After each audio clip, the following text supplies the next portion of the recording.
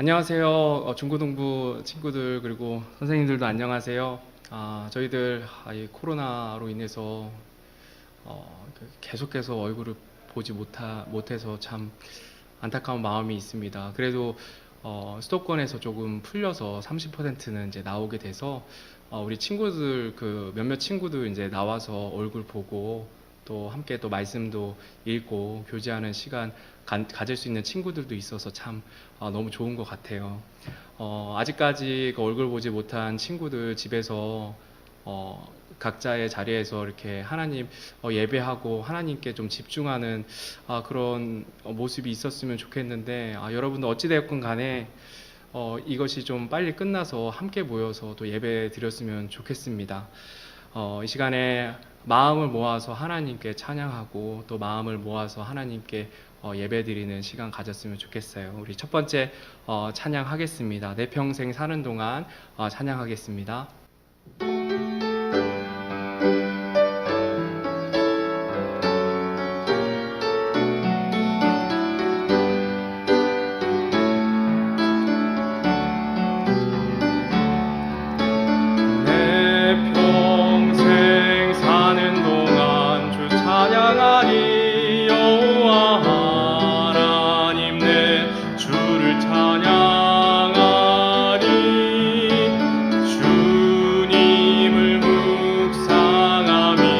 즐겁도다 내 영혼 주 안에서 참 기쁘리. 내 영혼아 주님을 송축하라. 내 영혼아 주님을 찬양하라. 내 영혼아 주님을 송축하라.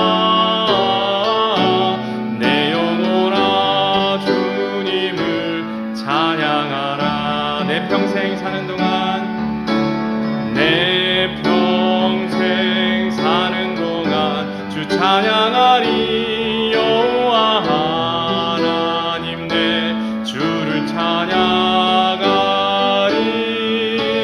주님을 묵상함이 즐겁도다 내 영혼 주 안에서 참 기쁘리. 내 영혼아 주님을 송축하라. 내 영혼아 주님을 찬양하라. 내 영혼아 주님을 송축하라. 내 영혼아 주님을 찬양하라. 내 영혼아 주님을 내 영혼아 주님을 송축하라. 내 영혼아 주님을 찬양하라. 내 영혼아 주님을 송축하라. 내 영혼아 주님을 찬양하라. 예배를 위해서 기도하도록 하겠습니다. 아버지 하나님, 참 감사드립니다. 죄로 인해 죽었던 저희를 위하여서 독생자 예수 그리스도를 이 땅 가운데 보내주시고, 먼저 우리를 사랑하셔서 예수님 우리의 죄로 인해 죽으시고 묻히셨다가 성경 기록대로 셋째 날에 다시 살아나신 그 주님의 은혜에 참 감사드립니다. 누구든지 예수님을 믿으면 구원을 얻는 그 길을 허락해 주심 참 감사드립니다. 아버지 하나님, 저희가 이 시간에 하나님께 예배드리며 나와 왔습니다. 각자의 자리에서 예배드릴 때에 아버지 하나님, 아버지 하나님께 집중하는 마음 허락하여 주시고, 우리가 코로나로 인해서 함께 모이지 못하지만 그럼에도 불구하고 저희가 영상으로나마 하나님께 또 예배할 수 있는 길도 열어주셔서 감사드립니다. 그렇지만 이 코로나 문제가 속히 해결되어서 빨리 하나님께 함께 모여서 예배드리고 또 함께 교제하는 그런 시간 허락해 주시기를 간절히 기도합니다. 아버지 하나님, 이 시간 하나님의 말씀을 듣습니다. 하나님의 말씀을 들을 때 우리들 마음을 정결케 하여 주시고 우리의 마음이 옥토가 되어져서 하나님의 말씀이 우리 마음밭 가운데 뿌려질 때 그 말씀이 또 열매 맺고 아버지 하나님의 그 말씀으로 살아드릴 수 있는 그런 우리들 될 수 있도록 주님 도와주세요. 또 박성철 집사님께서 말씀을 전해 주십니다. 오늘 페미니즘에 대하여라는 제목으로 말씀을 전해 주실 때에 아버지 하나님의 뜻이 어디에 있고 아버지 하나님의 말씀이 어떻게 되어 있는지 우리가 잘 분별하고 그 말씀을 마음속 깊이 간직해서 이 험한 세상 아버지 하나님의 진리를 대적하는 여러 가지 교육들과 생각들이 있는 이때에 바로 설 수 있도록 주님 도와주옵소서. 예배의 시작과 마지막을 아버지 하나님께 의탁드립니다. 감사드리며 예수님 이름으로 기도드렸습니다. 아멘. 다음 찬송하겠습니다. 목마른 사슴 찬양하시겠습니다.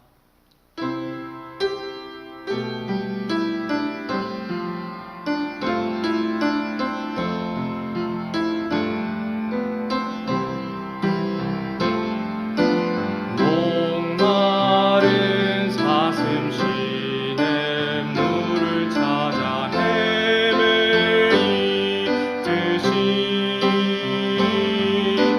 내 영혼 주를 찾기에 갈급하나이다.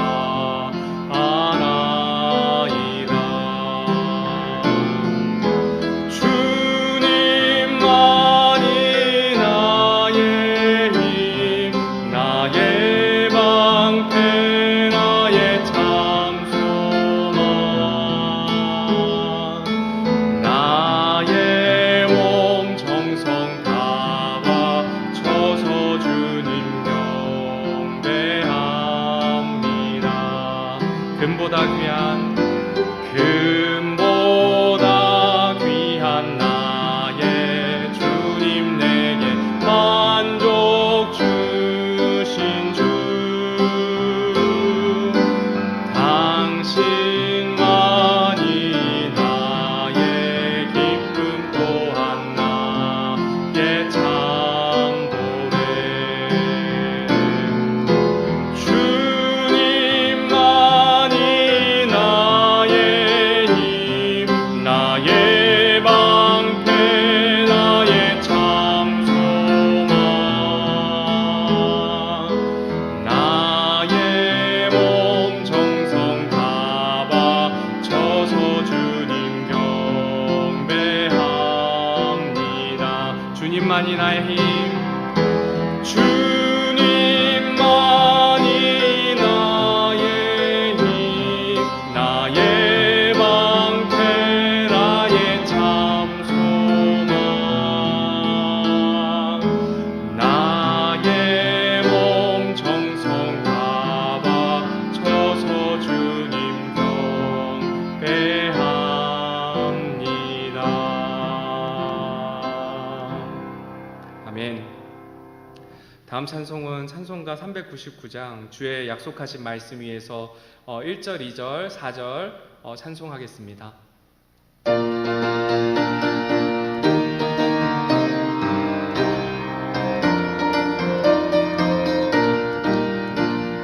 주의 약속하신 말씀 위에서 영원토록 주를 찬송하리라. 소리 높여 주께 영광 돌리며 약속 믿고 굳게 서리라. 굳게 서리, 영원하신 말씀 위에 굳게 서리, 굳게 서리, 그 말씀 위에 굳게 서리라. 주의 약속하신 말씀 위에서 세상 염려 내게 엄습할 때에 말씀으로 힘써 싸워 이기며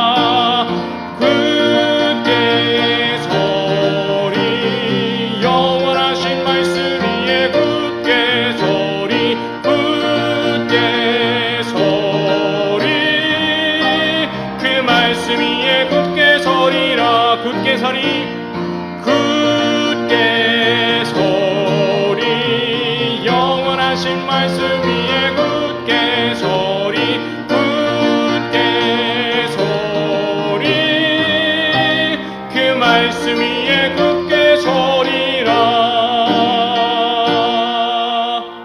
아멘. 박성철 집사님께서 나오셔서 말씀 인도해 주시겠습니다.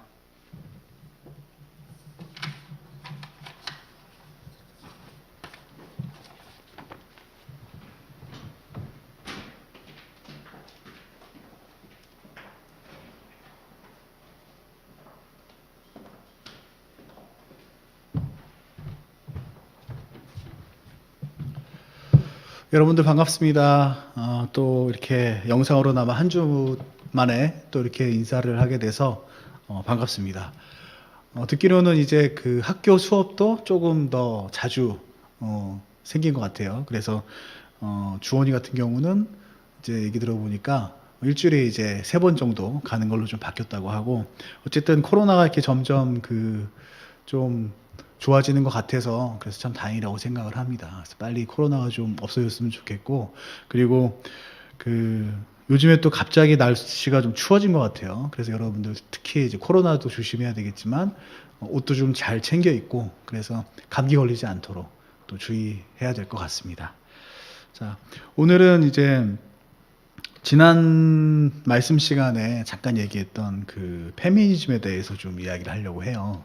근데 원래 좀 시간을 두고 할까 했었는데, 이왕 이야기가 나왔을 때 빨리 하는 게 좋겠다라는 생각이 좀 들었고, 그리고 선생님이 사실 평소에 이제 페미니즘에 대해서 뭐 연구했던 사람도 아니고 뭐 전문가가 아니기 때문에, 그리고 또 페미니즘에 대한 내용이 되게 내용이 다 방대하더라고요. 그래서 뭐 한두 주 공부하고 할 그런 부분도 또 아니고, 근데 그럼에도 불구하고 이제 이렇게 말씀까지 좀 준비하게 된 이유는 뭐냐 하면, 이 페미니즘이라는 게 우리 주변에 생각보다 지금 많이 이제 이야기가 되고 화제가 되고 있고, 그리고 또 은연중에 또 우리 교육 가운데서도 이 페미니즘의 어떤 그런 생각들이 교육에 녹아다 있는 부분들이 좀 있기 때문에, 어떻게 보면 페미니즘의 이런 부분들이 우리의 삶, 특히 여러분들 이제 배우는 여러분들 입장에서 많이 이제 생활에 영향을 미치고 있는 그런 부분인 것 같아요.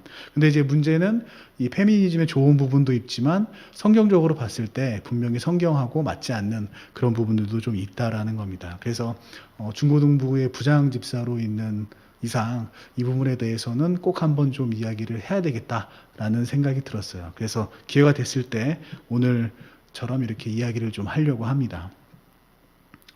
자, 선생님이 그래서 오늘 이제 이 얘기를 할 때에는 페미니즘에 대해서 전체 페미니즘이 뭐 옳다 그르다 이렇게 판단하지는 못할 거예요. 그러나 어떤 페미니즘의 주장들이 과연 성경하고 어떻게 이제 맞지 않는지, 그리고 우리 믿음 생활에 어떠한 그런 영향을 줄 수 있는지, 이런 부분 위주로 오늘 말씀을 좀 나누도록 하겠습니다.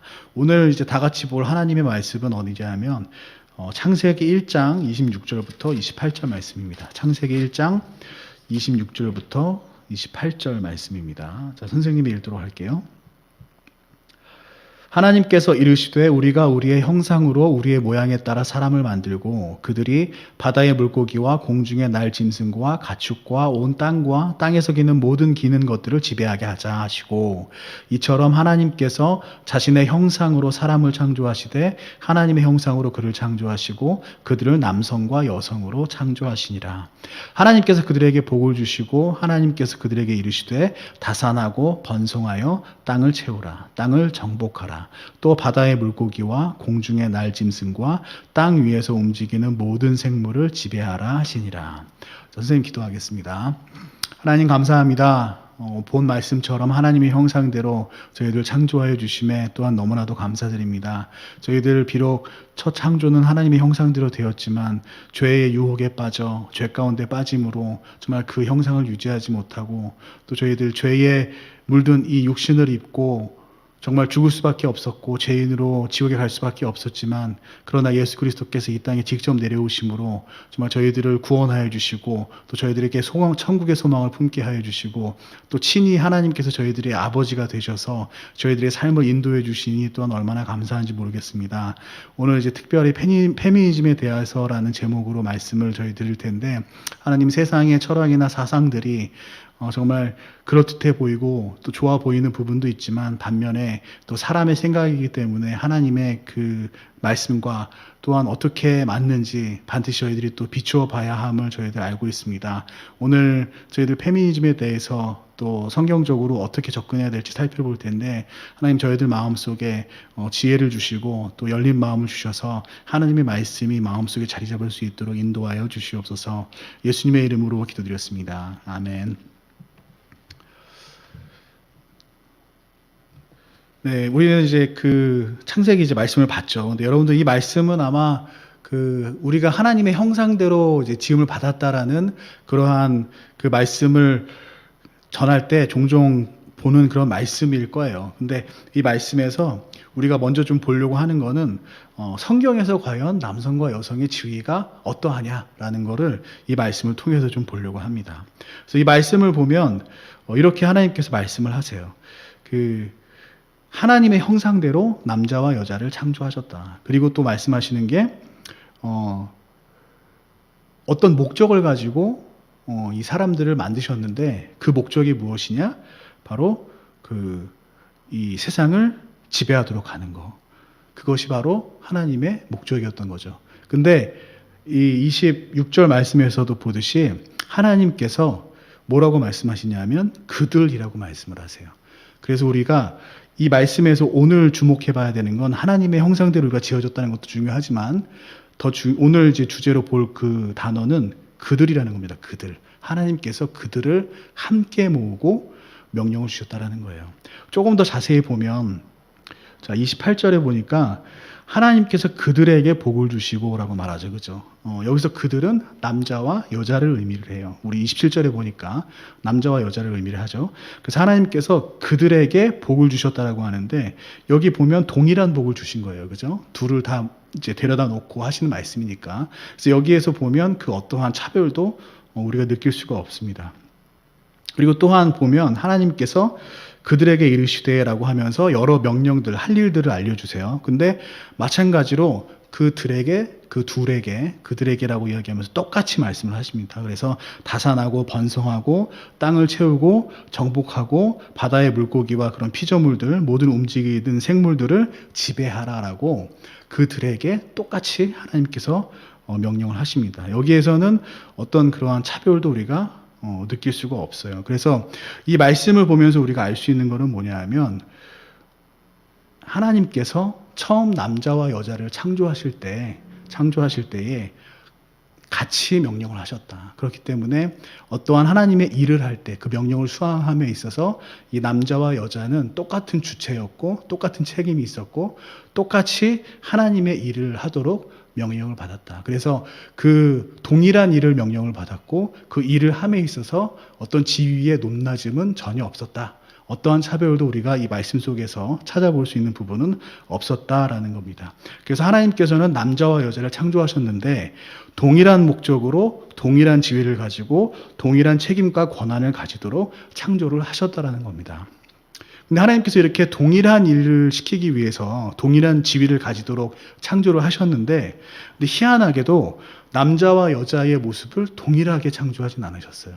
우리가 상식적으로 생각을 할 때 똑같은 일을 맡긴다라고 하면 당연히 똑같게 창조를 하는 게 맞는 것 같잖아요. 근데 하나님께서 그렇게 하지 않고 남자와 여자가 신체의 특징을 다르게 창조하셨고 머릿속으로 생각하는 거, 가치관, 호기심 느끼는 거, 마음, 사고방식 이런 것들이 이런 내적인 부분도 모두 다르도록 하나님께서 창조하셨다라는 거예요.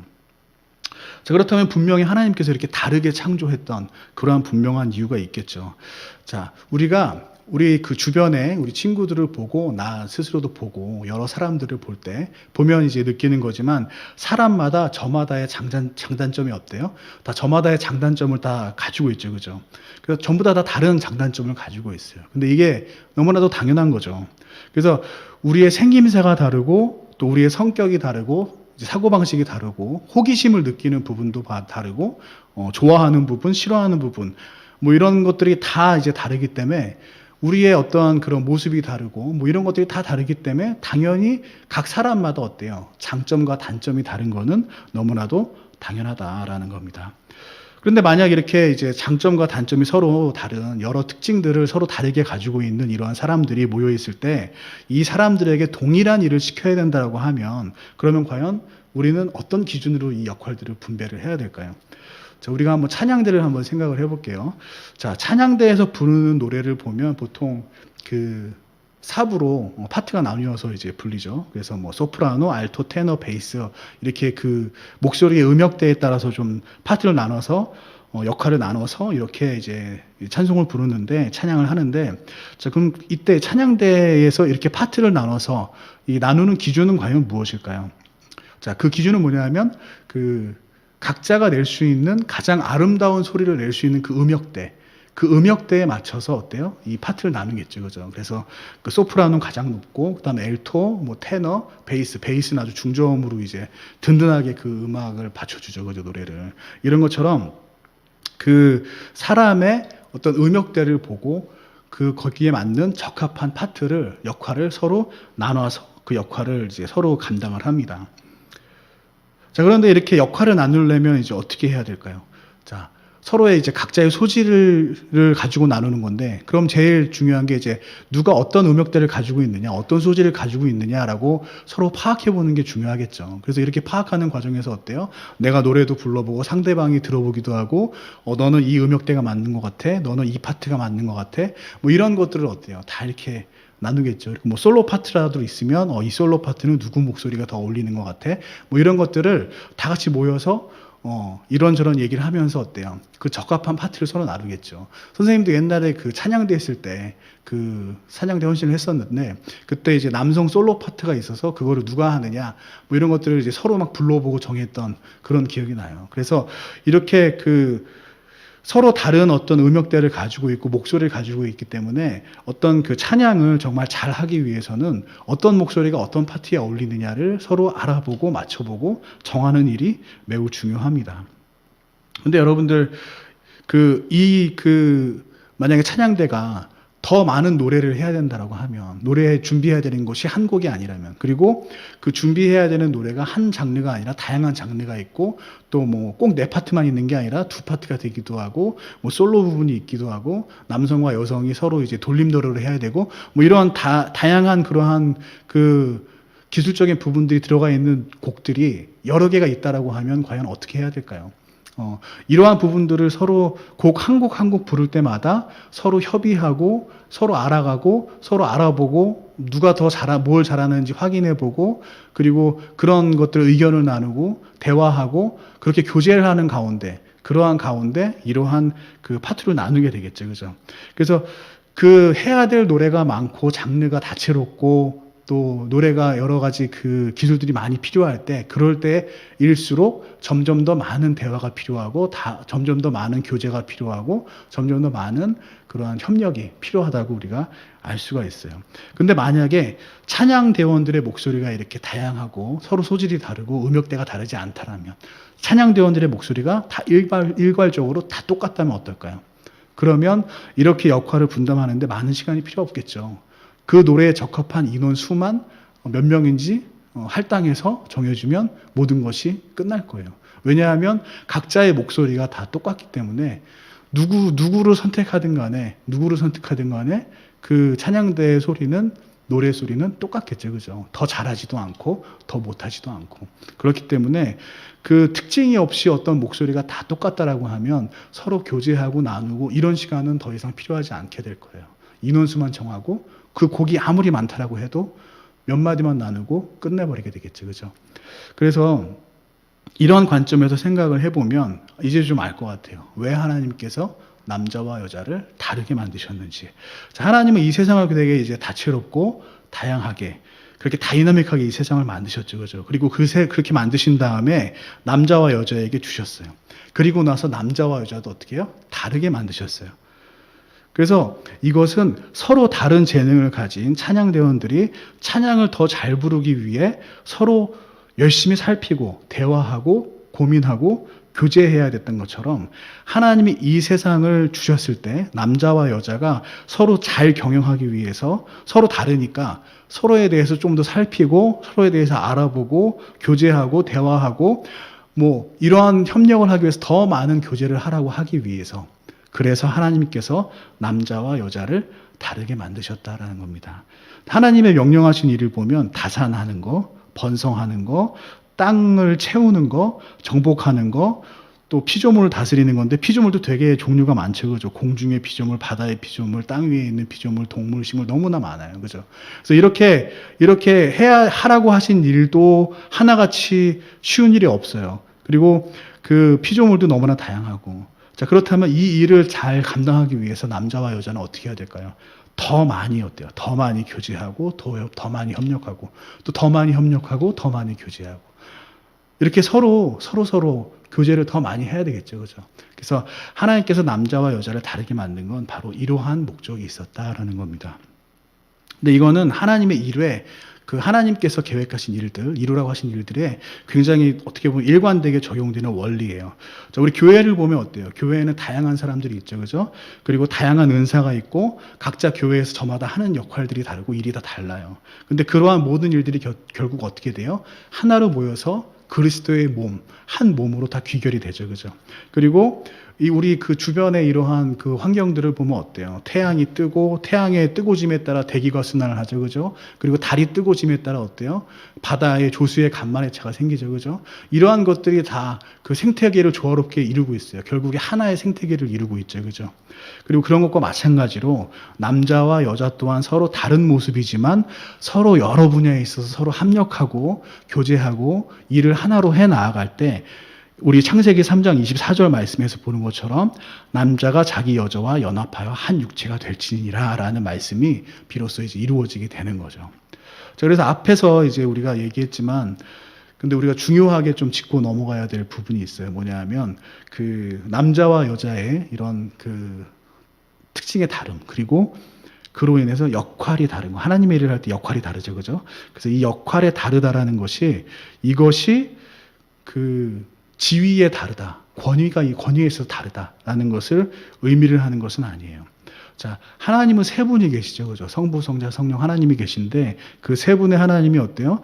그 서로 합력해서 다른 역할의 일들을 하시지만 그러나 그 세 분의 지위는 어때요? 동등하죠. 그죠? 그리고 우리 교회 안에서 많은 성도님들이 여러 분야에서 헌신하죠. 그죠? 찬양대 헌신하는 분, 예배 준비하시는 분, 주차하시는 분, 또 우리의 먹을 거 준비하시는 분, 여러 부분들이 헌신을 하지만 그 헌신 분야의 그 역할들에 높낮이 지위가 있나요? 그런 거 없죠. 그죠? 다들 똑같은 동등한 지위에서 일을 해요. 그리고 이 세상의 피조물들, 아까 태양과 있었고, 달이 있었고, 공기가 있었고, 바다가 있었죠. 그죠? 근데 이거 하나라도 없어지면 우리가 살 수가 없잖아요. 이 모든 것들이 다 똑같이 중요하고. 그죠? 그래서 이 역할이 다르다는 것 자체가 어떤 지위의 높고 낮음을 의미하지는 않는다라는 겁니다. 근데 때때로 이제 어떤 사람들은 우리 창세기 2장 18절에서 24절 말씀을 보면 하나님께서 이불을 만드신 게 아담의 조력자, 아담의 조력자라고 만들었다고 나와요. 그래서 아담의 조력자로 만들었기 때문에 아담의 필요에 의해서 만들어졌다라고 이야기를 하면서 여자는 남자의 돕는 역할을 하기 위해서 만들어졌기 때문에 남자를 위해서 만들어진 거고 그래서 남자의 권위 아래에 놓여 있다라고 생각하고 이야기하는 사람들이 있습니다. 근데 과연 성경에서 그렇게 이야기를 하느냐. 자, 하나님께서 여자를 남자의 조력자로 만드셨다라는 것은 그건 사실이에요. 그러나 그것이 남자의 권위 아래에 놓여 있다라는 걸 의미하는 건 아닙니다. 다시 얘기해서 조력자라는 것은 상대방을 누군가를 돕는다라는 거잖아요. 이 누군가를 돕는다라는 것이 그 도와주는 사람이 도움을 받는 사람보다 지위가 낮다라는 것을 의미하는 것은 아니라는 얘기예요. 자, 왜 그러냐. 하나님께서 여자에게도 분명히 자유의지를 주셨다라는 겁니다. 자, 하나님께서 만약에 남자의 명령에 의해서 남자의 필요에 의해서만 움직일 수 있는 도움을 줘야 되는 그러한 목적으로 여자를 만들었다면 어떻게 해요? 그러면 자유의지를 주실 필요가 없죠. 아담의 명령에 의해서 순순히 이제 움직이는 그런 로봇과 같은 피조물을 만들어줬으면 좋을 거예요. 근데 하나님께서 그렇게 하지 않으셨다라는 얘기죠. 자유의지를 주셨어요. 그리고 또 중요한 건 아담은 여자 없이도 혼자서 일을 잘했다는 얘기예요. 무슨 얘기냐? 그 하나님께서 이불을 만드시기 전에 모든 동물들을 이제 아담 앞에 오도록 하셨죠. 그리고 아담이 그 부르는 대로 그 이름이 됐어요.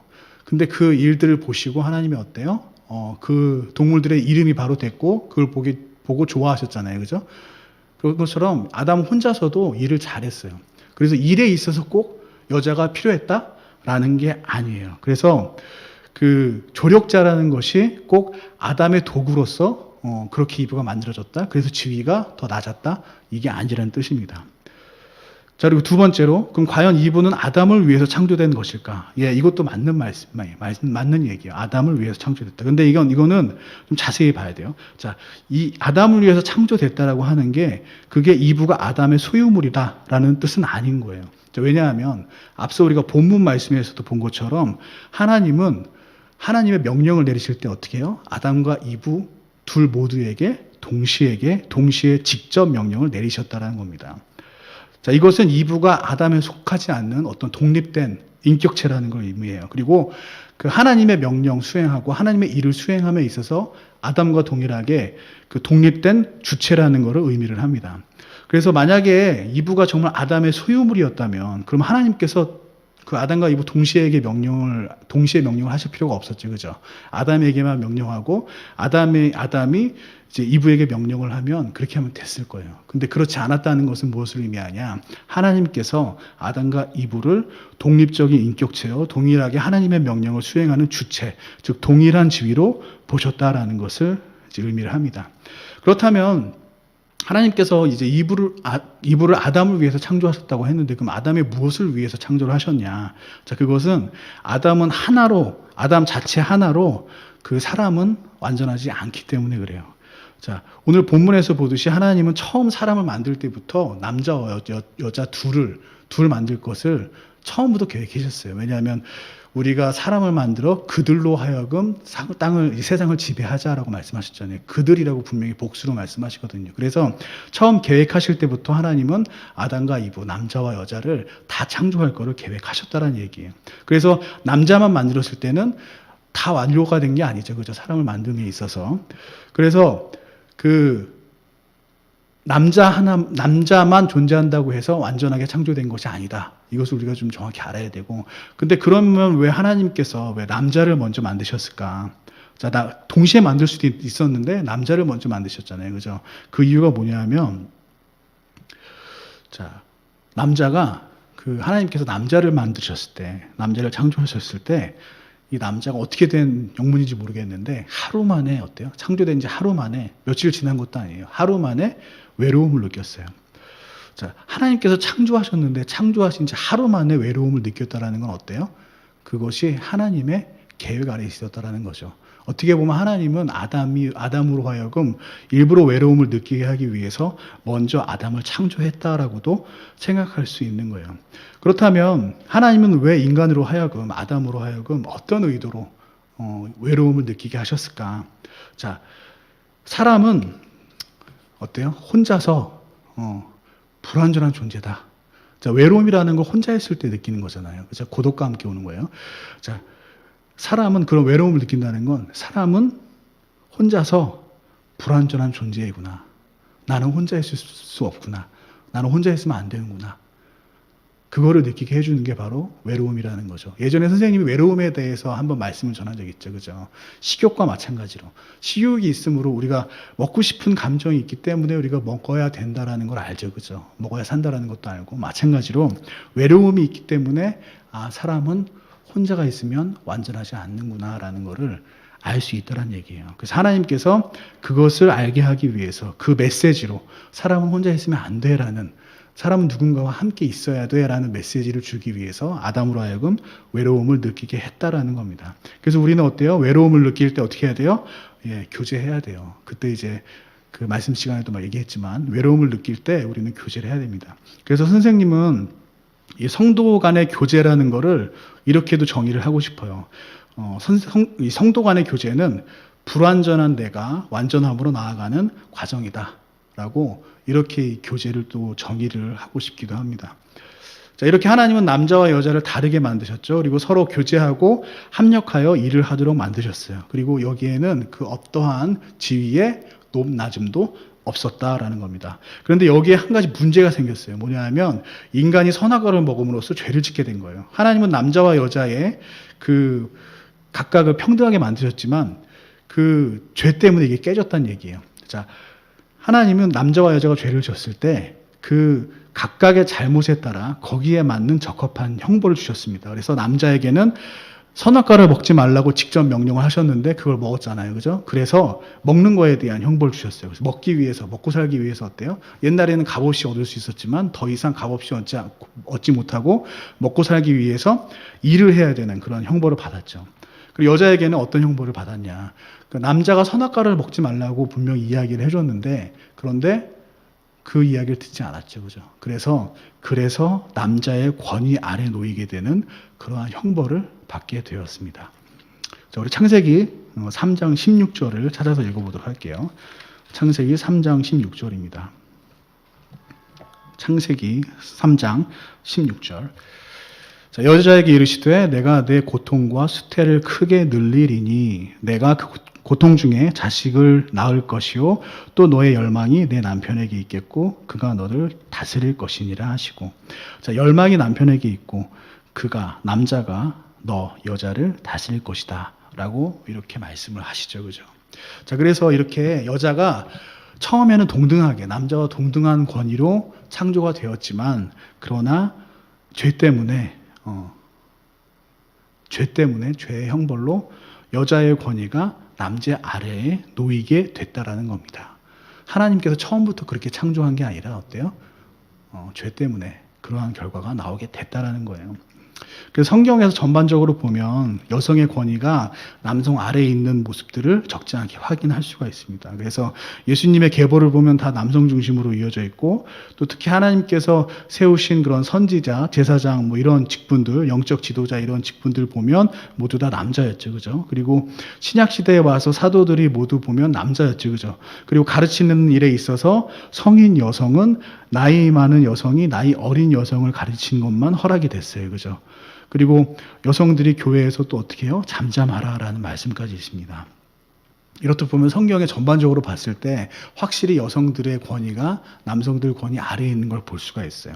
그런데 여기에 그치지 않고 성경을 좀 더 주의 깊게 보잖아요. 그러면 또 더욱더 재미있는 그런 사실들을 볼 수가 있습니다. 어떤 사실이냐? 어떤 경우에는 그렇지 않다라는 얘기예요. 즉 모든 경우에 있어서 여성의 권위가 남성의 권위 아래에 있지는 않더라라는 얘기입니다. 무슨 얘기냐? 자, 미리암이 있죠. 그죠? 모세의 누이. 미리암이 있고 사사시대에 드보라가 있었어요. 이렇게 여성이지만 리더의 역할을 하는 그런 사람들이 있었습니다. 그리고 에스더처럼 이스라엘 민족 자체를 구원한 그런 그 사람도 있어요. 그리고 라웰과 같이 그 전쟁에서 큰 공을 세운 그런 사람도 있고, 그리고 그 십보라의 경우 어때요? 남편 모세를 책망하는 장면까지 나와요.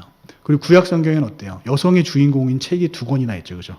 그리고 신약으로 오면 어떠냐? 자, 예수님을 잉태하여 처음 이 구원의 시작이라고 할 수 있는 스타트를 누가 끊어요? 어떻게 보면 마리아가 끊는다고 우리가 볼 수가 있겠죠. 그리고 예수님의 사역을 도우면서 예수님이 십자가에 달려 돌아가실 때 남자 제자들은 다 도망갔어요. 근데 그 십자가의 곁에서 끝까지 예수님을 지켰던 사람이 있는데 누구냐 하면 바로 막달라 마리아였죠. 그리고 예수님의 부활을 처음 알게 된 것도 어떻게 보면 막달라 마리아였어요. 그리고 사도 바울한테 인정받았던 교회의 종이 있죠. 베베라는 종이 나와요. 이렇게 어떻게 보면 사도 바울에게 인정받을 만큼 교회에서 큰 사역을 담당을 했다라는 거죠. 그래서 이렇게 그 신구약을 가리지 않고 적지 않은 그런 여성의 활약상을 우리가 또 성경에서 볼 수가 있습니다. 그러면 이러한 말씀들을 종합을 해보면 우리가 알 수 있는 것이 무엇이냐. 자, 하나님께서 여자들에게 남자의 권위 아래 놓일 것을 형벌로 주셨지만 모든 분야에 있어서 모든 일에 대해서 권위 아래 놓이도록 하지는 않으셨다라는 얘기예요. 자, 즉 특정한 영역에 있어서만 남자의 권위 아래 놓이도록 하는 형벌을 주셨다라는 걸 우리가 알 수 있는데, 그런 특별한 영역은 바로 어떤 영역이냐? 바로 영적인 권위예요. 그래서 우리가 성경을 보면 영적의 권위에 있어서만큼은 여성이 남성 아래 권위 아래 놓여 있는 것들을 우리가 성경을 통해서 확인을 할 수가 있어요. 자, 그런데 이거는 남자가 정한 게 아니죠. 그죠? 그리고 사회의 어떤 잘못된 관행이나 뭐 사람들이 그런 풍습으로 그렇게 만든 것도 아니에요. 이것은 하나님께서 죄의 형벌로 그렇게 주신 것입니다. 그래서 남성이든 여성이든 간에 그 어떤 사회적 관습이나 규범이든 간에 하나님의 명령을 거스를 수는 없겠죠.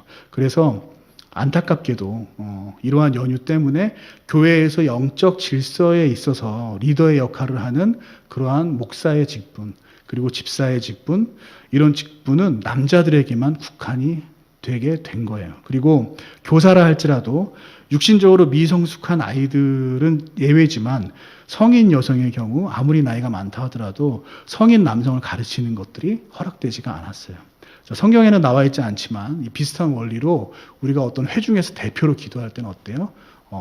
남성들, 형제들이 기도를 하죠. 그죠? 안타깝지만 사실 이런 것들이 이렇게 존재한다는 겁니다. 그래서 비록 이것이 불합리하게 보일 수도 있어요. 그러나 이렇게 불합리하게 보일지라도 이것을 바로 잡는다고 여자 목사를 세우거나 여성에게 어떤 교회에서 직분을 만들어주거나 이런 것들은 해서는 안 되는 행동이에요. 왜냐하면 이것은 형벌이기 때문에 그렇습니다. 형벌이라는 건 벌을 받는 거는 그것을 감내를 해야 되는 그러한 부분이에요. 그래서 이러한 형벌을 바꾸려는 그러한 모든 시도들, 이런 것들은 어떻게 보면 그 형벌을 주신 하나님의 주권을 거역하는 그러한 잘못된 행위입니다. 그리고 이거는 하나님한테 큰 죄를 짓는 거라고 할 수가 있어요.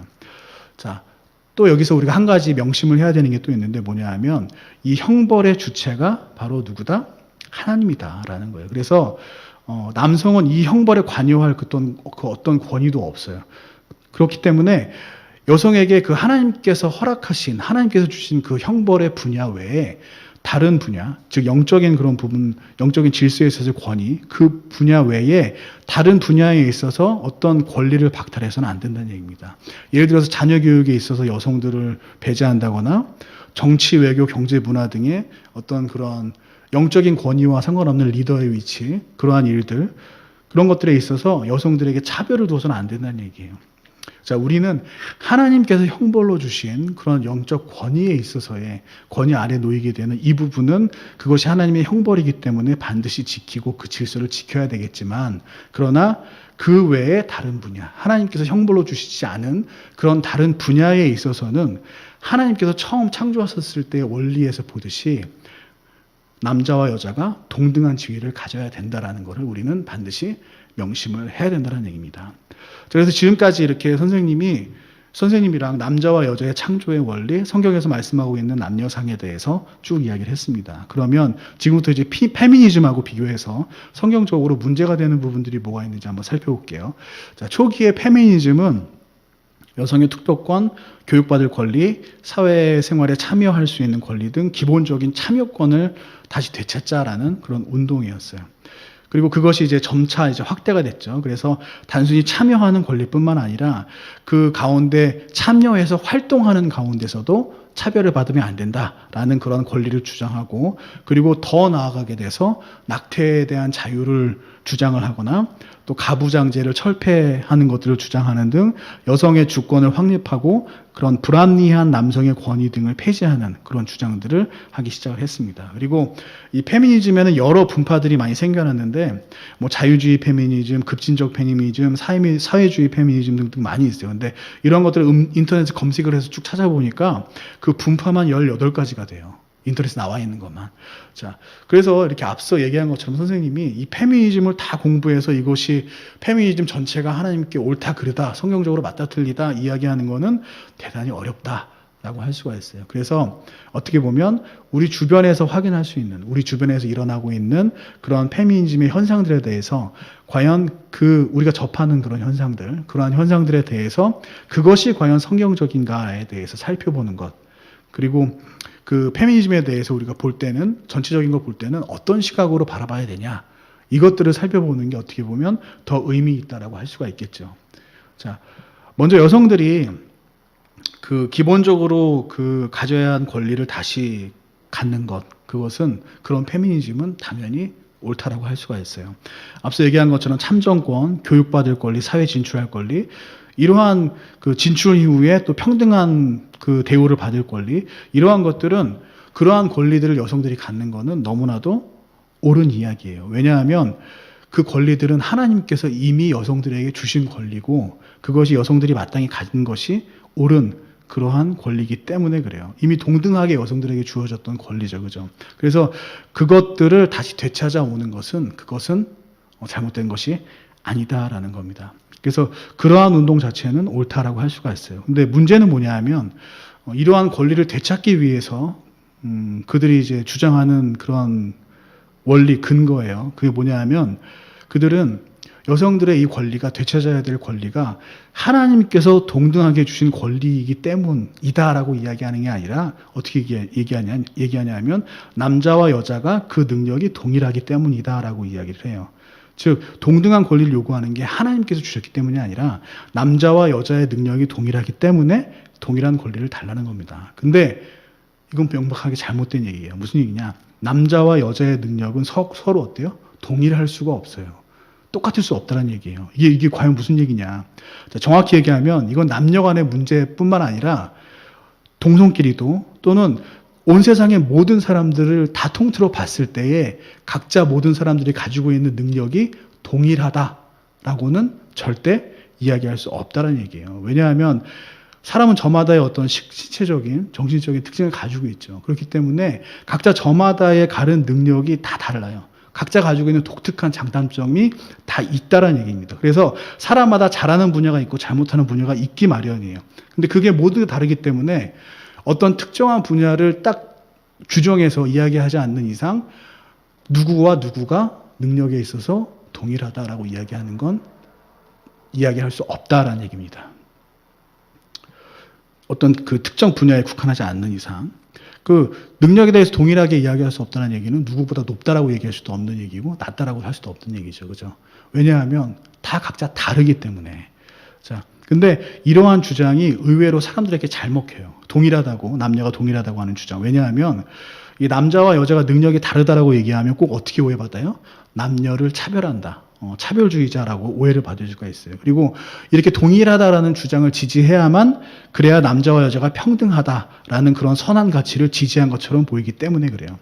근데 이러한 주장, 남자와 여자의 능력이 동일하다라고 주장하는 것은 굉장히 커다란 위험이 있습니다. 그것은 뭐냐 하면 하나님께서 남자와 여자를 창조하신 이유를 앞서 살펴본 하나님께서 남자와 여자를 다르게 창조하신 그 이유를 곰곰이 생각해보면 금방 알 수가 있어요. 자, 앞서 우리가 봤지만 하나님께서 남자와 여자를 다르게 창조하신 이유가 뭐였죠? 서로 살피고 교제하고 합력하고 뭐 이러한 이유 때문에 서로 남자와 여자를 다르게 창조하셨어요. 근데 그 능력에서 똑같다라고 만약에 생각을 해버리면 어때요? 그러면 더 이상 상대방을 필요로 하지 않게 되겠죠. 그죠? 자, 남자는 여자를 필요 없다 생각하고 여자는 남자가 필요하지 않다라고 생각이 돼요. 이런 것들이 발전이 해서 결국에 뭐가 나오냐? 비혼주의라는 것도 나와요. 결혼하지 않겠다. 자, 어떤 페미니스트들은 결혼이라는 게 잘못된 사회 규범이다라고 이야기해요. 그리고 남자들이 자신의 유익을 위해서 여성을 착취하는 그런 관습이다. 또 어떤 사람들은 좀 더 온건하지만 여자에게 남자가 꼭 필요한 거 아니다. 그래서 결혼 필요하다고 생각할 때 하고 싶을 때 하겠다. 꼭 해야 되는 건 아니다. 결혼이라는 게. 이렇게 합니다. 근데 성경에서는 이제 어떻게 얘기해요? 하나님은 남녀가 서로 가정을 이루고 자녀를 낳고 이 세상에서 같이 번성하라고 하셨죠. 그죠? 그래서 비혼주의는 어때요? 하나님께서 세우신 이 결혼이라는 제도를 정면으로 대적하는 아주 잘못된 사상이라고 할 수가 있어요. 물론 이제 하나님의 특별한 일을 이제 하기 위해서 독신으로 사는 경우 있죠. 그죠? 근데 그러한 경우를 제외하면 그러면 하나님께서는 남녀가 만나 결혼할 것을 명령을 하셨습니다. 또 이제 이 남녀의 능력이 동일하다는 주장은 어떻게 보면 신체적인 차이점까지 부정을 하게 만들어요. 그래서 여성만이 임신하는 건 불합리하다. 그래서 낙태의 권리를 주장하기도 하죠. 그러나 우리는 생명의 주관이 오로지 누구에게 있으면 알아요? 생명의 주관은 오직 하나님께만 있으면 우리는 어때요? 잘 알고 있죠. 그죠? 그래서 이 하나님께서 만약에 그 생명의 권한을 우리 인간에게 주셨다면 그렇다면 다시 찾아오는 게 맞지만 그러나 생명의 주관은 하나님께서 인간에게 주신 적이 없죠. 그죠? 남자에게 주신 적도 없고 여자에게 주신 적도 없어요. 이 생명의 권리, 권한은 오로지 하나님께만 속해 있습니다. 그래서 이것이 여자들이 다시 되찾아야 될 그러한 권리가 아니라는 얘기예요. 이 낙태를 자유롭게 할 수 있는 권리는. 자, 그래서 이렇게 그 낙태를 주장하고 그 임신의 유지 여부를 여성이 결정하겠다는 이러한 주장들도 명백히 성경적으로 잘못됐다라고 할 수가 있어요. 자, 중고등부 여러분, 앞에서 이제 이야기했듯이 남자와 여자는 분명히 다르게 창조가 됐어요. 그래서 이와 관련해서 선생님이 재밌는 얘기 하나만 하고 마치도록 할게요. 자, 선생님이 예전에 인간은 어떻게 공감하는가라는 책을 본 적이 있어요. 이게 보통 철학책이나 이런 게 아니고 과학책인데 정말 재밌게 봤어요. 근데 여기에 남자와 여자가 얼마나 다른지 설명하는 부분이 있는데 이제 한 가지만 소개를 하면 남자들은 정의, 공정성 이런 것들에 있어서 여자보다 훨씬 민감하다라는 거예요. 그래서 예를 들어서 어떤 사람이 질병으로 고통받는 모습을 이제 보게 된다면 남자나 여자나 그 질병 때문에 고통하는 그러한 모습을 볼 때, 아, 저 사람 정말 아프겠구나, 안타깝다, 이렇게 공감하는 마음이 남자나 여자나 둘 다 생긴다라는 거예요. 근데 그 남자와 여자에게 사실 저 질병을 받고 고통스러워하는 저 환자는 전과자였습니다. 큰 죄를 지었던 사람입니다. 라고 하면, 그러면 신기하게도 남자들은 그 사람을 불쌍하게 여기는 마음, 그 공감 영역이, 뇌에 있어서 그 공감 영역이 줄어든다는 얘기예요. 즉 어떻게 보면 벌 받는 거다 이런 생각이 든다라는 거죠, 그죠? 그래서 그 공감 능력이 이제 그 사람의 고통에 대해 공감을 하는 그런 그 뇌의 영역이 줄어드는데 여자의 경우는 어떠냐? 그게 차이가 없다는 얘기예요. 그 사람이 전과자라고 얘기를 들어도. 자, 그 사람이 이제 죄가 굉장히 좀 죄질이 나쁜 거다. 예를 들어서 뭐 유괴를 했다거나 뭐 독재 때문에 뭐 수만 명의 사람들을 학살했던 사람이다라고 하면, 그러면 그 사람의 고통을 공감하는 그런 뇌의 활성 영역에 남자와 여자의 차이가 훨씬 더 커진다는 얘기예요. 남자는 확 줄어드는 반면에 여자는 그렇게 많이 줄지 않는다는 얘기죠. 자, 이게 이제 무슨 얘기냐? 자, 이 군인하고 한번 연관 지어 볼게요. 만약에 이 남자와 여자 둘 중에 요 항목만 보고 누가 군인에 적합할까라고 이야기한다면 어떨까? 자, 군인이라는 건 뭐예요? 군인이라는 건 총을 들고 나가서 상대를 제압하는 거죠. 근데 그냥 제압하는 게 어때요? 필요하면 적군을 내가 가진 총으로 죽여야 되는 그러한 상황도 생길 수가 있는 거죠. 그죠? 근데 사람이 누군가를 죽인다라는 건 어때요? 굉장히 쉽지 않은 일이잖아요. 왜냐하면 그 죽임을 당하는 사람의 고통, 어려움, 그리고 그 사람도 가족이 있을 거란 말이죠. 그죠? 그래서 그러한 것들을 같이 이제, 아, 저 사람이 죽으면 고통스럽겠구나 하는 거를 공감을 할 수밖에 없어요, 사람이. 그래서 그것을 공감하게 되는 순간 어때요? 그 적군을 죽여야 되지만 죽이지 못하는 거죠. 그죠? 근데 이러한 공감을 확실히 확 줄일 수 있는 방법이 있어요. 뭐냐? 그게 바로 이제 정신교육이에요. 그래서 그 어떤 전쟁을 하던 간에 명분이 중요하고, 우리는 옳고 저 적국, 저 나라는 정말 잘못됐다. 그게 뭐 돈의 이익이 아니라 그 도덕적으로 정의에 있어서 저 적국에 저 나라는 잘못됐다. 그렇게 이제 정신교육을 시키면, 그러면 남자 같은 경우는 어때요? 그 적군에 대한 그러한 죽음에 대해서 공감하는 그런 부분들이 확실히 확 준다는 얘기입니다. 그래서 더 전투에 잘 임할 수 있겠죠. 어떻게 이렇게 표현하면 좀 그렇지만 상대 군인을 죽이는데 더 주저하지 않는다는 얘기예요. 반면에 여자의 경우는 어때요? 그러한 공감이 줄어들지 않기 때문에 정신교육을 아무리 해도 큰 효과가 없다는 얘기입니다. 그러면 적어도 이런 부분에 있어서는 남자가 군인으로 하는 게 뭐 신체적으로나 이런 그런 정신적인 부분이나 심리적으로나 훨씬 더 유리하다라고 할 수 있겠죠. 그럼 뭐 남자가 더 우월한 거냐? 그건 아니라는 얘기예요. 반대로 사람을 살리는 입장은 어때요? 사람을 살리는 입장에서 어떤 사람들이 지금 치료 안 하면 죽겠는데, 죽을 수도 있는데, 그 사람이 전과자라는 말 들었을 때 이 사람 치료하기 싫어라는 마음이 든다면 어떨까요? 사람이 죽어가는 사람을 살리는데 사람을 차별하면 안 되겠죠. 그죠? 그래서 그러한 측면에서, 사람을 살리는 측면에서는 어떻게 보면 어때요? 여성과 같이 그런 공정함에 덜 둔감한 게 훨씬 더 필요하다고 할 수가 있겠죠.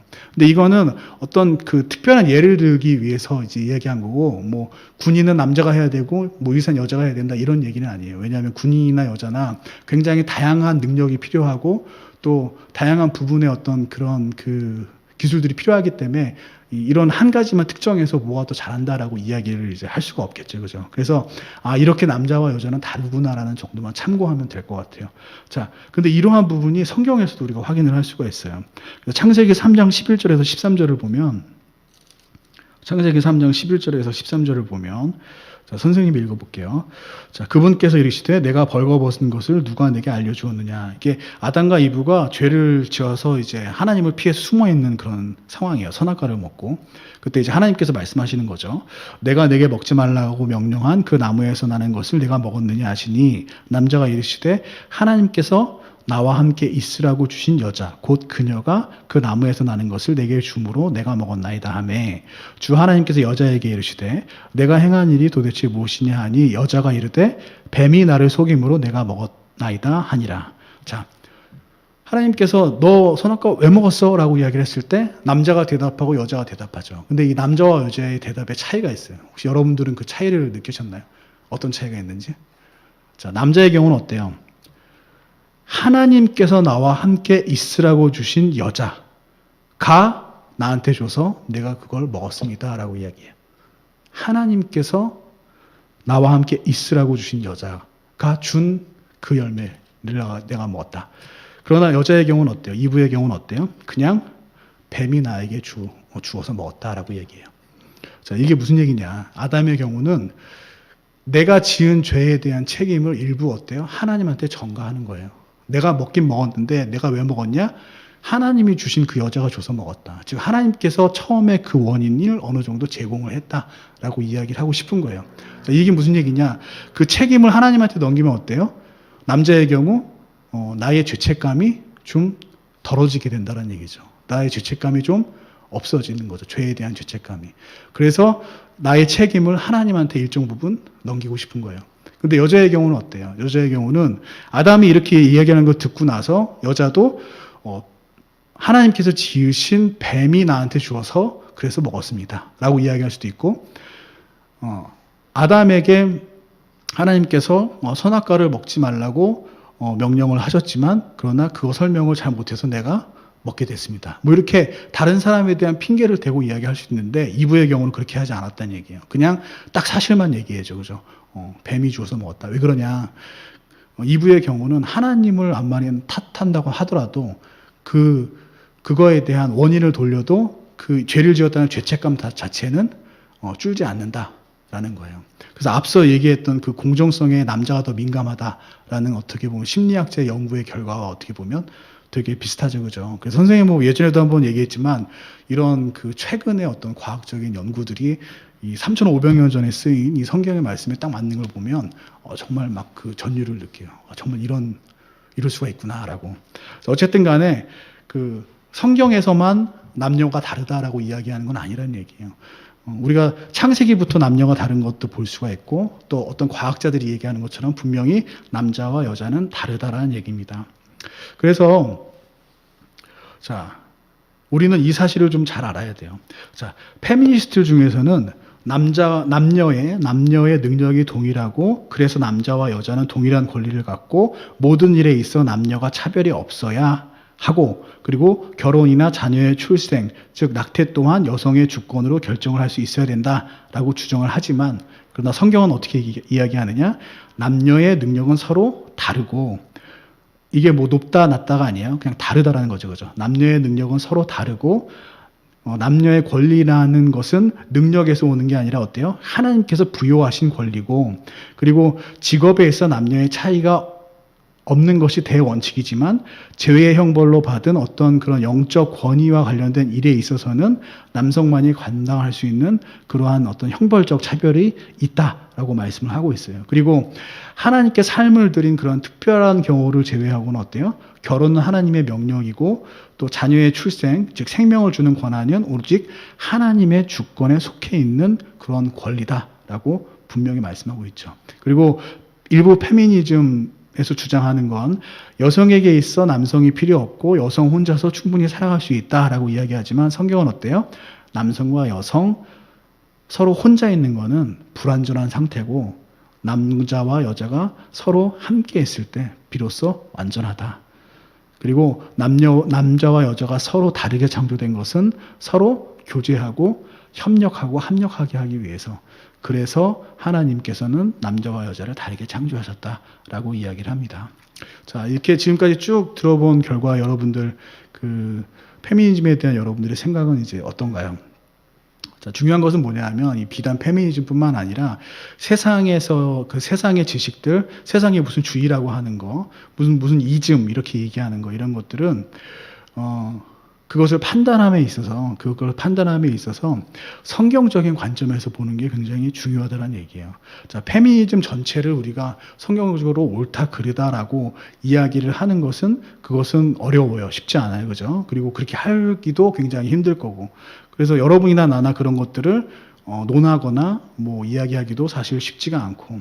그래서 중요한 건 뭐냐 하면 페미니즘도 그렇지만 어떤 주의, 어떤 이즘이라고 하는 거는 그 자체를 논하기보다는 그 주의, 페미니즘과 같이 그 주의가 주장하는 주장들에 대해서 그 건 바이 건으로 개별로 과연 그것이 성경적으로 맞는 이야기인가라고 살펴보는 것. 그것이 굉장히 중요하다는 얘기입니다. 이것은 페미니즘뿐만 아니라 세상의 모든 철학, 세상의 모든 주의들, 그리고 그 어떻게 보면 민감한 주제, 정치적인 주제, 뭐 진보냐 보수냐 하는 문제, 그리고 뭐 창조론이냐 진화론이냐 하는 이런 문제도 이렇게 그 어떤 주의를 하나로 놓고 보는 것이 아니라 그 안에서 주장하는 것들이 과연 건 바인 건으로 과연 성경적이냐라고 보는 것이, 그렇게 접근하는 것이 훨씬 더 우리에게 유익하고 타당한 접근법이다라고 하는 거예요. 자, 오늘은 이제 페미니즘 주제로 쭉 길게 얘기를 했는데, 결국에 이제 그 하나님께서 선생님을 통해서 여러분들에게 이제 말씀하시고자 하는 메시지는 무엇이냐? 자, 이 세상의 어떤 이념이나 어떤 사상이든 간에 그것을 판단하는 기준은 오직 무엇이다? 그것을 판단하는 기준은 오직 성경이다라는 것을 오늘 이 말씀 시간을 통해서 하나님께서 분명히 여러분들에게 전하고자 하는 메시지입니다. 그래서 여러분들이 이거는 꼭 명심하시기를 바랍니다. 기도하겠습니다.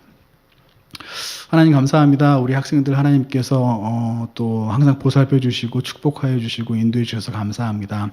또 오늘 페미니즘에 대해서 저희들 배웠는데, 비단 페미니즘뿐만 아니라 그 어떠한 인간이 만든 사상이나 철학 속에는 분명 하나님의 뜻에 맞는 것도 있지만 하나님의 뜻에 맞지 않는 부분들도 있습니다. 우리 학생들에게 하나님께서 지혜를 허락하셔서 그러한 것들을 바라볼 때에 정말 성경에 비춰서 하나님께서 보시는 관점으로 바라보는 그러한 지혜를 하나님께서 허락하여 주시옵소서. 그리고 무엇보다도 겸손을 허락하셔서 나의 생각으로 판단하는 것이 아니라 말씀에 비추어서 또 하나님의 관점에서 판단하는 그러한 우리 학생들 될 수 있도록 인도하여 주시옵소서.